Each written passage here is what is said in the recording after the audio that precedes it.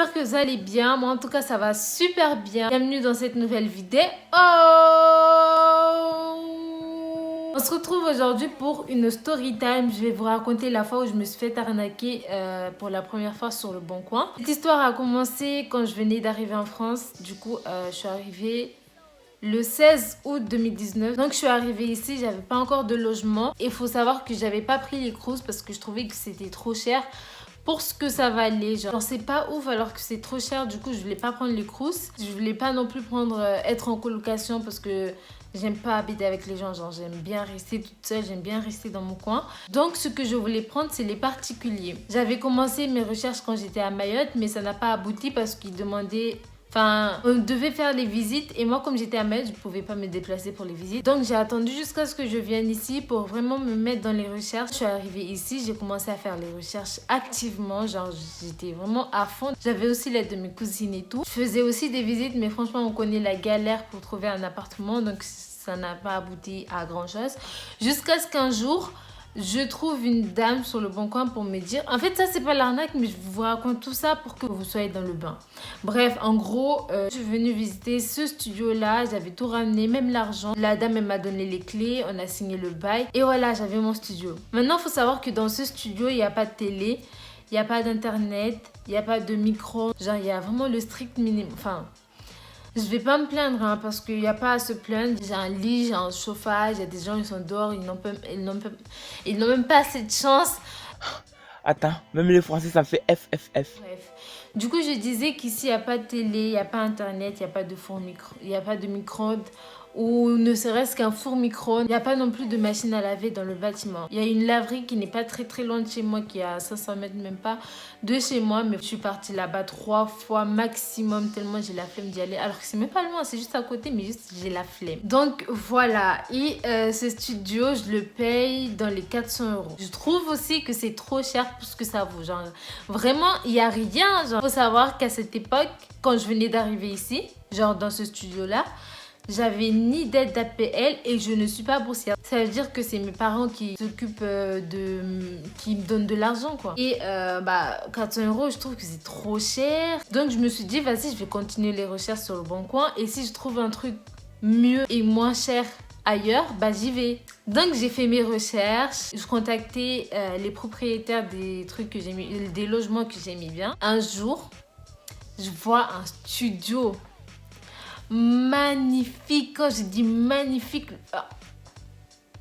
quand j'y pense, bref, vraiment le studio il est trop beau, genre complètement mon style. Je vois sur les photos il y a un lit 2 places, là j'ai une place donc je me suis dit je vais pouvoir bien dormir. Il y avait une télé aussi, j'ai lu dans les descriptions il y avait une machine à laver, j'ai vu il y avait aussi un micro-ondes ou un four, un truc comme ça. Du coup, ni une ni deux, je contacte l'annonceur parce que j'étais vraiment intéressée par le truc. Je lui envoie un message d'abord sur le Bon Coin. Je lui dis ouais, j'aime bien votre logement. J'aimerais effectuer une visite si possible. Et le studio, en fait, il était à 300 et quelques euros. 350 €, un truc. Oui, 350 € exactement. Je me suis dit, bah jackpot, ouais, vu que là-bas c'est moins cher et qu'il y a tout ce que je recherche. Et qu'ici, bah c'est plus cher et qu'il n'y a pas tout ce que je recherche. Go. J'ai appelé ma mère, je lui ai dit que ouais, j'ai fait un studio sur le Bon Coin, il est trop beau. En plus là-bas, bref, je lui ai dit tout ce que je vous ai dit. La dame de l'annonce m'envoie un message pour me dire que... ah oui, elle me pose d'abord des questions. Genre, ouais, vous êtes étudiant, est-ce que vous êtes boursier, nanana. Bref, les questions de base, quoi. Du coup, je lui réponds tout ce qu'elle voulait savoir. Et je pense qu'on a basculé par mail. Ouais. On n'était plus sur le Bon Coin. Du coup, on est parti discuter par mail. Maintenant, la dame, elle me dit quoi? Elle me dit... non, en fait... pourquoi je dis la dame alors que c'est un monsieur? Là, je suis en train de dire la dame alors qu'au début, quand on a commencé à discuter, c'était un monsieur. Même l'adresse mail, c'était un nom de monsieur. Donc, bref. Cette histoire, elle est vraiment très bourbier. Du coup, on est parti discuter par mail. Et là, le monsieur, il me dit, on habite loin de là-bas. Enfin, ils habitent même pas à Nancy, quoi, en gros. Et qui avaient leur fille dans le studio, mais qu'elle avait fini ses études. Et du coup, elle a déménagé, elle a quitté Nancy et ils recherchent quelqu'un pour occuper le studio au plus vite. Moi, je dis, bah ok, j'ai tous les documents que vous voulez. Le studio, il m'intéresse, j'ai tout le... Enfin, voilà quoi, frère. J'attends juste de la date, l'heure et on y va. Il m'avait aussi dit que suite à un accident de je sais pas quoi, je sais plus, en fait, j'ai oublié parce que franchement, j'ai la mémoire très très courte. Donc, il m'a dit qu'il avait, suite à un accident de je sais pas quoi, il a perdu sa jambe. Bref, en gros, il avait perdu ses capacités et qu'il pouvait pas se déplacer pour rien. Il m'a dit qu'il fallait que je sois sûre et certaine d'avoir tout, l'argent, les documents, tout ce qui est demandé pour que le jour de la visite, il me donne les clés et moi, je lui donne les trucs et c'est bon, quoi, c'est fini. Moi, je dis, ok, il n'y a pas de souci, monsieur, j'ai tout, genre, j'ai de l'argent, j'ai les documents, j'ai tout. Maintenant, le monsieur, il me dit qu'il veut des preuves. Il veut que je lui prouve que j'ai l'argent. Genre, comment vous voulez que je vous prouve que j'ai l'argent? Que je vous donne mes coordonnées bancaires, que vous rentrez dans mon compte, que vous allez voir ce qu'il y a dans mon compte?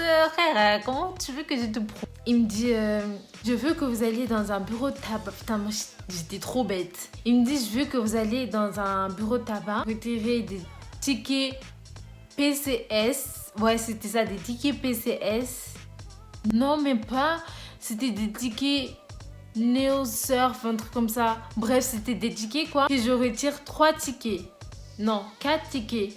3 200 et 1 de 50 euros. Comme une conne. Comme une conne. J'y vais. Mais quand j'y vais, c'est même pas le lendemain, une semaine. J'y vais le jour même. J'ai même pas posé de questions.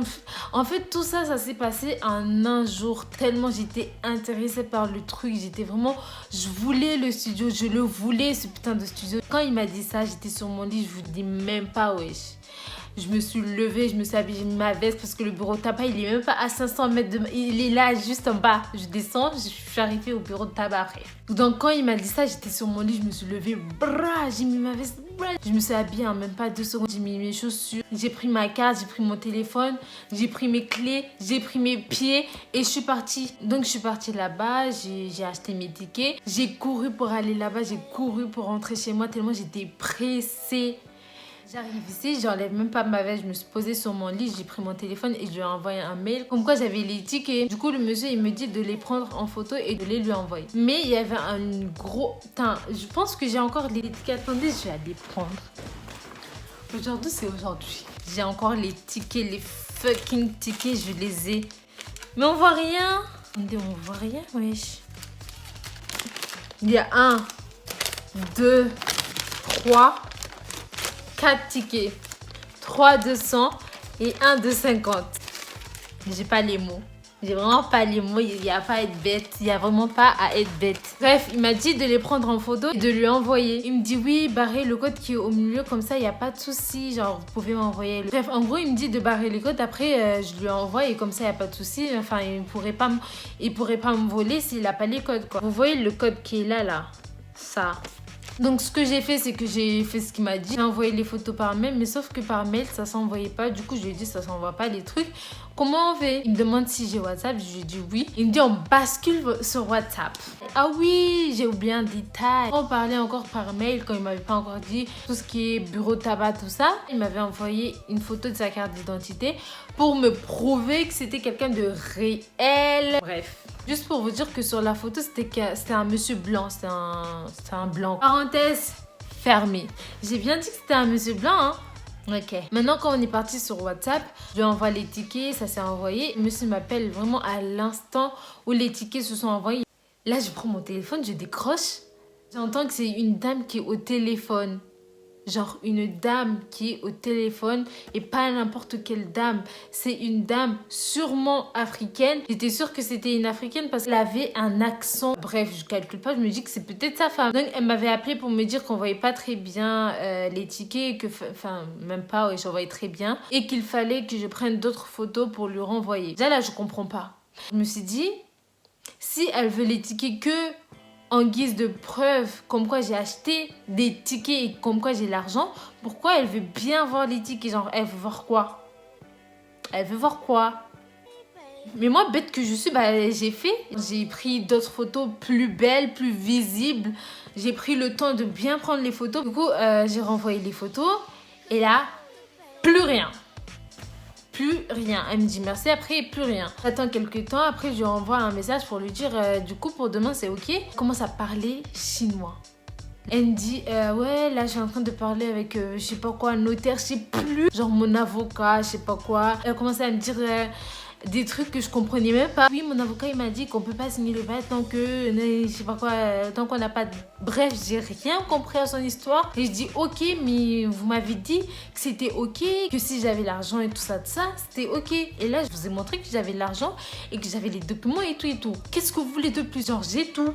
Ok, votre avocat vous a dit, mais c'est pas mon souci en fait. Parti acheter ses tickets, mon argent il est parti je ne sais où. Bon, après, je vois le truc de la dame, il s'est mis en gris blanc. Vous voyez quand on vous bloque sur WhatsApp et que comment on dit ça, la photo de la personne, même si elle avait pas de photo, mais genre ça, j'ai vu que ça a changé. Là, je commençais vraiment à avoir peur. Et vous voyez tout ça là, l'histoire de tabac, aller acheter trucs, ticket, tout ça, je l'ai pas dit à ma mère. C'est-à-dire que je suis partie faire ma...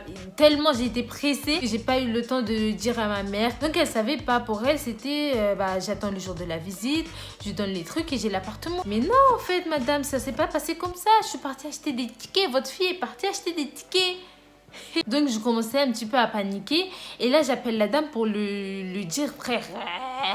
Comment je récupère mon argent là? Je lui envoie un message pour lui dire de laisser tomber et que si son avocat demande des bourbiers, bah c'est bon. Je lui ai demandé comment je peux récupérer mon argent maintenant. Et là, je vois, elle me répond pas. Je l'appelle, ça tombe directement sur le répondeur. Genre, je me dis quoi? Quoi? Quoi? Quoi? C'est quoi ça? Là, je commence à l'harceler. Que ça soit en message, en appel, par mail. J'ai harcelé la putain de dame. J'ai commencé à paniquer ma race. J'ai envoyé plein, genre des pavés, mon pote.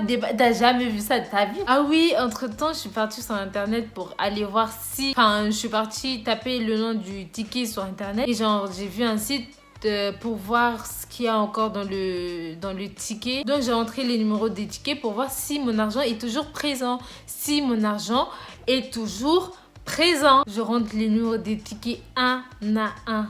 Je vois il y a 0,02 centimes. Je me suis dit non, impossible.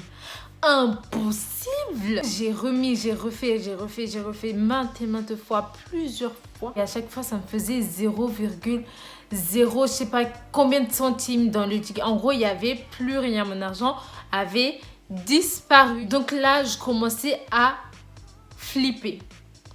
Je commençais à pleurer. Je me suis dit, impossible. Non, non, non, c'est pas possible. Mon argent, il est passé où?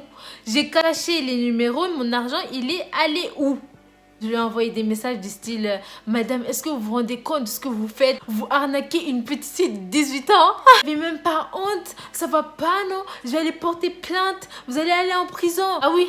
J'étais partie aussi sur Internet, j'ai tapé combien d'années de prison quand on s'est fait arnaquer. Tu vois, des trucs comme ça. Genre, qu'est-ce qu'on gagne si on se fait arnaquer? J'avais vu que la personne allait en prison pendant, je sais pas, 5 ans, un truc comme ça. Et qu'elle payait environ 46 000 ou 36 000 euros d'amende. Du coup, je lui ai envoyé un message.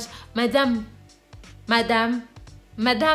sachez que si je vais porter plainte, vous allez en prison. Et vous préférez aller en prison au lieu de me donner mes 350 euros? Est-ce que vous préférez payer 36 000 euros d'amende au lieu de 350 euros? Et j'étais tellement en colère. J'avais la rage. J'avais juste envie de prendre sa tête à la dame et de taper contre un mur en fait. Ça va pas de faire ça. Donc là, je lui raconte ma vie. Ouais, je vais porter plainte. Vous allez payer. Vous n'allez pas vous en sortir comme ça. Bref, je lui ai raconté ma life. J'ai craché mon venin. Entre-temps, j'ai vu qu'elle m'avait débloqué et du coup, je l'ai harcelée en appel. Elle a répondu, je lui ai dit oui, comment ça se fait que je vais sur Internet, je vois, il n'y a plus mon argent. Elle me dit, ah, mais je sais pas, vous avez bien vu que vous avez caché les numéros, je sais pas comment ça se fait. Mais vous foutez de ma gueule. Il y a écrit clown là, il y a écrit bouffonne ici, il y a écrit bête. Ah, mais je sais pas, vous avez bien vu que... Je lui dis, je ne veux rien savoir. Je vais porter plainte. Si vous ne me rendez pas mes 350 €, je vais porter plainte. Vous irez en prison. Sachez que je ne vais rien lâcher. Et sachez aussi que vous allez me payer 36 000 €. Donc ça veut dire maintenant vous préférez me payer 36 000 € au lieu de me donner un simple 350 €. Pas de souci. J'ai dit, madame, on se retrouve au tribunal. J'ai posé mon téléphone, j'ai pleuré. Rien de spécial, j'ai pleuré, voilà. Je me suis dit, mais comment je vais annoncer ça à ma mère? Comment je vais dire ça à ma mère? Donc après avoir bien pleuré, pour vous dire clairement, je voulais aller porter plainte, mais après j'ai eu la flemme, moi franchement. Maintenant j'aurais pu ne rien dire à ma mère parce que ouais, vas-y, j'avais peur, ouais. Et je devais lui dire parce que j'avais besoin de son aide pour pouvoir payer mon loyer. J'ai réfléchi 1000 fois à comment j'allais faire pour lui annoncer ça. Parce que pour elle, elle allait avoir un mois tranquille. Enfin, elle allait pas m'envoyer beaucoup d'argent en tout cas. Là, je commence à réfléchir à comment j'allais annoncer ça à ma mère. Et à chaque fois que je pensais à ça, je pleurais. Même quand j'ai écrit le message, parce que j'ai envoyé un message à un téléphoné, mais ça va pas. Moi, Yadrana a appelé. Même par message, j'avais peur, je pleurais, alors on appelle. Bref, j'ai écrit le message, je lui ai envoyé, je lui ai dit comme quoi le monsieur il m'avait arnaqué. Il m'a dit d'aller acheter des tickets et je lui ai envoyé comme une conne. Et là, elle m'appelle et elle était fâchée, vraiment fâchée. Moi, j'ai rien dit parce que je sais vraiment une tapette.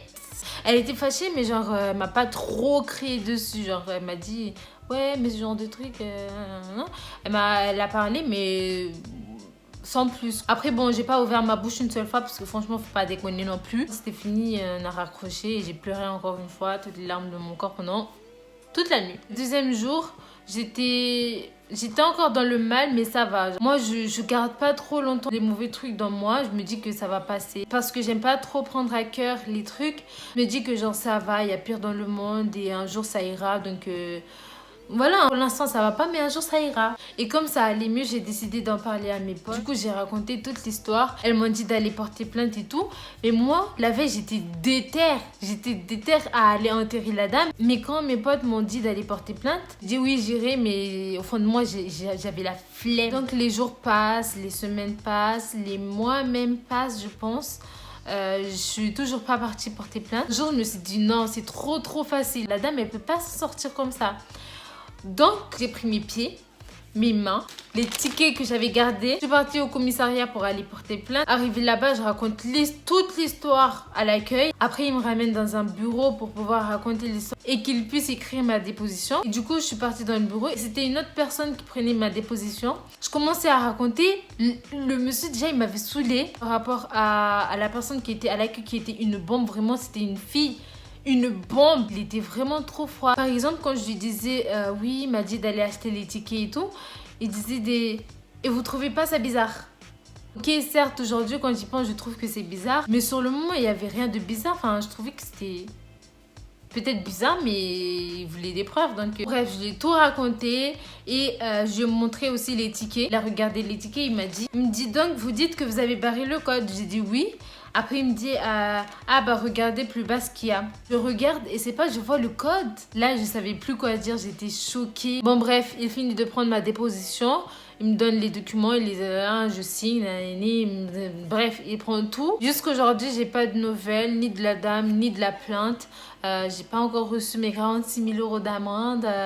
Donc, bon, j'ai refait ma vie. Bref, l'histoire est finie. J'espère qu'elle va pas durer trop longtemps. Je vais essayer de réduire au max pour qu'elle dépasse pas les 20 minutes. Donc, la morale de l'histoire, faites attention à vous, aux prédateurs d'internet. Faites attention à votre argent. Et s'il y a un bourbier sur internet qui vous dit d'aller acheter un ticket, dans les bureaux de tabac, n'allez jamais acheter de tickets. En fait, j'avais continué mes recherches et je suis tombée sur une personne qui m'a dit la même chose, comme quoi elle pouvait pas se déplacer. Je me suis dit non, ma soeur, on va pas m'avoir deux fois, c'est fini. Imbécile, c'est terminé là. Fous-moi le camp. Du coup, bah c'est fini. On se dit à la prochaine.